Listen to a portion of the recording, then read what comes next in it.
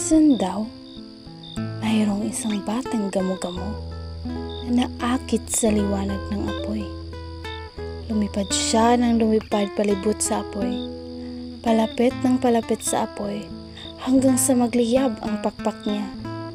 Dapat ay lumayo siya sa apoy nang hindi nabuwis ang buhay niya.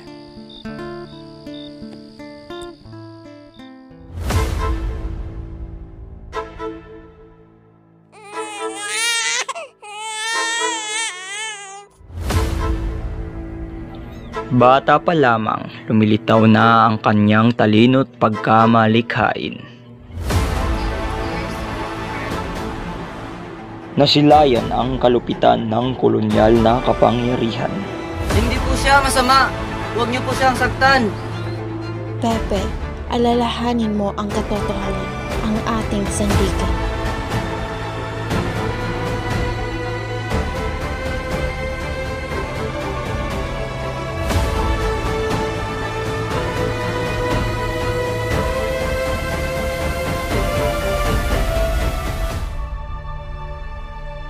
Nagmahal, ngunit ang pusong ito ay pagmamay-ari na ng iba.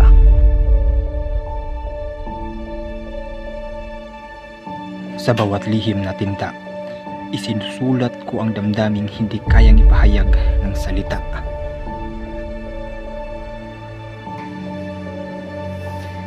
Ikaw pala si Leonor. Mahilig ka palang magpasa. Oo, lalo na kapag may tula. Ibigyan kita ng isa. Kung hindi ka susulat, hindi ka mapaksa. Nilisan niya ang Pilipinas para mag-aral sa ibang bansa.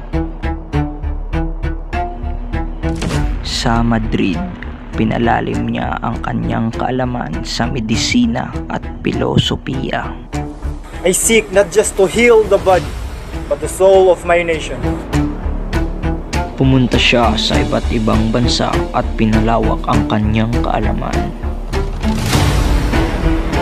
Ang katotohanan ay hindi kailanman maaaring itago ng habang buhay. Uusok na naman ang ulo ng mga praile kapag nabasa nila ang mga nakasulat dito. Ang imperno ay narito na! Mahal kong Leonor, ang alaala mo ang aking lakas sa bawat araw.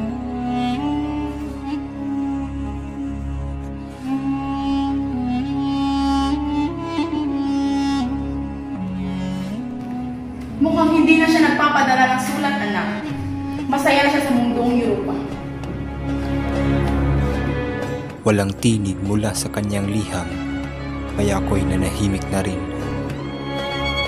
Ang mga panulat natin ang magiging sundata sa laban para sa reforma. Ang La Solidaridad ang magiging tinig ng mga Pilipino sa Espanya. Matapos ang paglalakbay, bumalik siya sa Pilipinas. Sa dapitan, siya'y naging guro, imbentor at manggagamot. Ang kanyang unang pasyente, ang kanyang ina. Pinagkakaguluhan ng maraming babae ang iyong anak sa iba't ibang bansa. Sa mga bansang binisita mo, marami ka sigurong babaeng napaiyakan, no? Maria, hindi pinaiyak, kundi pinaligaya. Kayo ay isang erehe, pilibustiro, supersibo at walang utang na loob. Naniniwala ka rin ba sa banta ng mundo mo? Dahil sa banta ng mga praile at pagbabawal ng kanyang nobela, muling nilisan ni Rizal ang Pilipinas. Para sa mga paring binitay ng walang sala, ito ang aking alay. Huwag na kami patayin! Wala kami may kasalanan! Wala na tayong pondo! Pati ang suporta ng mga kababayan natin, unti-unti na nawawala ang ating mga layunin ay hindi na rin pinapansin ng pamahalaman sa kanya. Pwes, kailangan natin magpatuloy kahit na ito'y mahirap. Sa kabila ng kanilang pagsusumikap, nabigo ang kilusang propaganda dahil sa kakulangan ng pondo, kawalan ng suporta mula sa mga Pilipino at matinding pagtutol ng mga makapangyarihang praile. Pumalik si Rizal upang itatag ang La Liga Pilipina, isang samahan para sa pagkakaisa at reforma. Andres Bonifacio po, ang iyong tagalingkod at tagahanga. Aking karangalan, Ang hinihingi lang namin ang pagkakapantay-pantay. Magbuhay si Dr. Jose Rizal! Magbuhay! Ang gusto ko lang ay makitang malinaw ang aking mga kababayan. Huwag na nating hintayin ang pinatay na nila ang ating mga anak. Inabuso na nila ang ating mga babae. Kinamkam na nila ang ating mga bukid. At tinanggalan na tayo ng pagkatao at dignidad bago pa tayo kumilos. Dahil sa kanyang mga adhikain, ipinatapon si Rizal sa dapitan.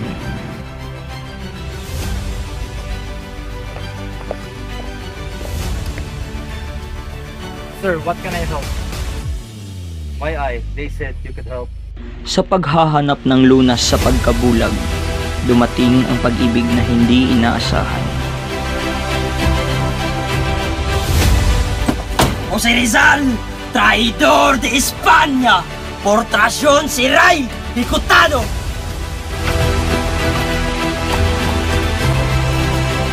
Ang taong minahal ang bayan ay hinatulan ng kamatayan. Pakiusap!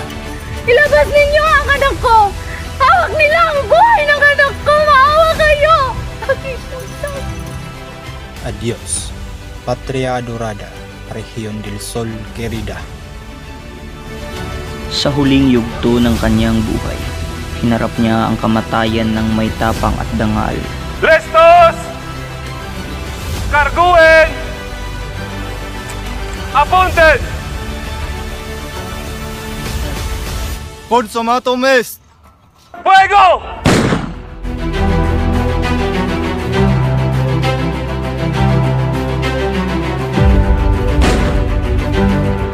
Idrich Modikilio bilang Jose Rizal. Muerte a todos los traidores! Viva España! Viva! Sa direksyon ni Ginar Dave Lomongo.